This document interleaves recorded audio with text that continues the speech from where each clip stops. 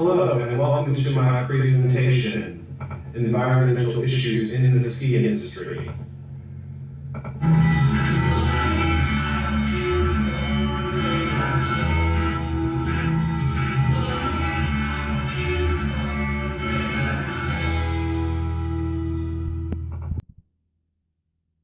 There are many environmental issues affecting the industry, and I'm going to cover a few, including deforestation and soil erosion, water usage, wildlife disruption, fossil fuels and pollution, climate change, and the ever-growing environmental awareness of our guest. It all started with ski lifts. The first ski lift in the US was built at Sun Valley in 1936. That was followed by trams and gondolas, real estate expansion, including villages, shopping malls, and all sorts of attractions. This is when environmentalists began growing concerned with the expansion of the industry. In the 1990s, that environmental consciousness started to go mainstream. Everyone was concerned about energy usage, pollution, water usage, and waste. Most skiers think skiing is a low-impact sport on the environment because they're out there in nature, but unfortunately that is not the case. Now, climate change is at the forefront of environmental concerns in the industry. Here you see some folks protesting the Jumbo Glacier Resort. Thanks to their environmental concerns, this resort will not be built. Deforestation and soil erosion are another important factor in the environmental concerns of the industry. It comes down to how trees are removed. Are they simply cut down, or is the entire slope cleared and graded? If the trail is simply cut, the topsoil remains intact. If the trail is totally cleared and graded, no topsoil is left. The grass and flowers cannot grow. There are no tree roots to keep the earth intact. This results in rapid runoff, flash floods, and mudslides. On the left here, you see a graded run where the plants just simply will not grow back. On the right, you see a cleared run where the plants and trees are growing back. Both of these pictures are from abandoned ski resorts. Water usage. As we know, water is life. Most water usage comes from snowmaking. Most ski resorts tend to be in rural areas. Those rural, fragile mountain environments are disrupted when there's a spike in water usage during the ski season. Another factor with water usage is the rapid runoff during spring melt. This can result in mudslides, landslides, and all sorts of earth-moving issues. Some resorts pull their water from creeks, which can affect trout and salamander populations, among other wildlife. Some ski resorts have reservoirs, and that is a much more environmentally conscious way of storing and using water. Here's a diagram just to show you how much water is used to make snow.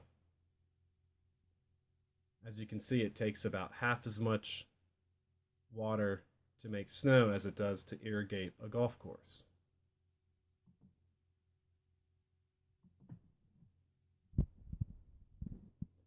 Wildlife disruption is another concern for the environment. Many argue that ski areas do not disrupt wildlife because they take up a relatively small landmass. However, scientists have seen a reduction in elk migrations, grouse habitat, and lynx populations, among many others. Breckenridge got a lot of blowback from their Peak 6 expansion, which is well-known lynx habitat. Also, migratory birds visit many mountain ranges and may not seek refuge near a ski area due to noise and light pollution. Here you see pictures of animals found on the slopes. Moose are not common in New England to be found on the slopes, but it does happen, as well as bears, wolverines, grouse, bobcats, lynx, mountain lions, and on the right there you see a girl holding a bird. Fossil fuels and pollution is also a major issue. Ski areas require enormous amounts of energy. Lifts, snowmaking, and grooming equipment make up the majority of energy needed. Traffic is also another concern. That traffic heading up to the mountains releases large amounts of CO2. If there happens to be inversion, which is common in the mountains, that polluted air cannot escape into the higher areas of the atmosphere. We need to carpool and use public transportation because it can greatly reduce our carbon footprint. On the left, you see solar power at a ski area, an ad for a ski bus, the Colorado ski train, and a carpooling system in place on I-70 still doesn't cut down on the traffic. Climate change, that's the big one nowadays. While some say it's controversial, we cannot deny the fact that the climate is changing. A warming trend has been recorded going back to the late 1800s of about 1/10 of a degree per year. Since the 1970s, that rate has gone up to almost a 1/2 degree a year. This doesn't always mean less snow, but it can mean more rain and warmth. Low elevation and lackluster snowmaking can literally cripple or end a ski season. For example, the 2015-16 season was one of the worst on the East Coast in recent memory.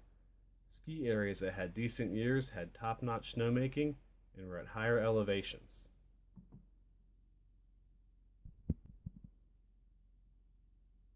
Here you see an image of New England and its projected ski areas having 100-day seasons or more over the years. And as you can see, that is continually going down. On the bottom there, you see a glacier in 1913 in Glacier National Park and 2008 on the bottom. There's considerably less snowpack. The consumer's environmental awareness has a huge impact on the industry. Guests want to know how resorts are minimizing their impact on the environment. Vermont is leading the way in environmental stewardship. The state invested $25 million in efficient snowmaking in 2014. It is said that will save enough energy to power 1,500 homes for an entire year, or a $2 million energy savings.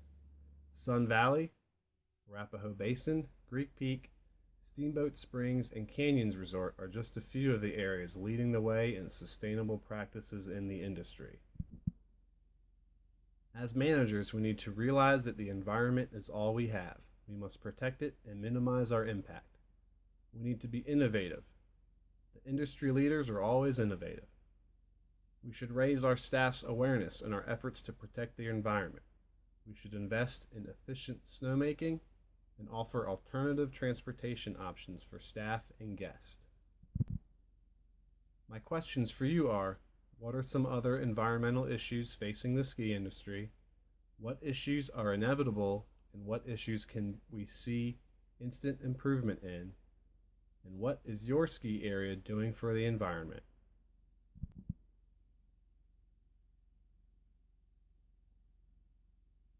Thank you for joining me.